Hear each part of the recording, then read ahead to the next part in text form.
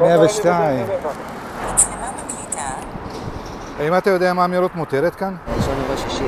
זה שלך, 102 קמ"ש. מרחק בינינו 221.7, נתיב שמאלי, רכב בודד. המהירות שבה נהגת זה 1,500 שקל קנס. היית 3 קמ"ש מתחת לפסילה. אז פעם הבאה שאתה מרביץ, תחשוב, האם כדאי?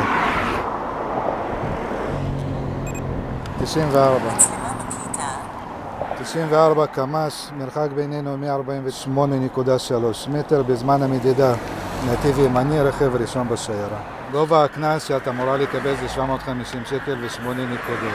יחידת התנועה של משטרת נתניה יצאה הבוקר למבצע תנועה בשיתוף פעולה עם שיטור עירוני, פיקוח עירוני ושוטרי האג"ם על מנת להילחם בתופעה של נהגים מסכני חיים ובריונות כביש, בדגש על עבירות של מהירות, רמזור אדום, תמרור עצור ואי מתן זכות קדימה. צומת הרחובות, רמזור אדום. כרגע אתה מקבל דוח, 1,500 שקל, זה 10 נקודות. הנהיגה ברמזור אדום, תהיה זהיר לפעם הבאה. האמן את המשמעות, הכלי הזה הוא כלי מסוכן, צריך להיזהר. אתה נוסע על המדרכה כרגע, אתה נוסע בלי קסדה כרגע. כמו שהשיטור העירוני אמרו לך פה, גם כן נסעת על המדרכה על אופניים חשמליים וגם כן אתה נוסע בלי קסדה. כרגע ירשם לך דוח על נסיעה על המדרכה, שזה סך 250 שקלים. להבא שתדע, דוח על קסדה זה 1,000 שקלים. אתה נסעת בלי קסדה, ראית משטרה, הסתובבת ונעלמת ויצאת מפה שאתה הולך ברגל. אמת או לא? כן.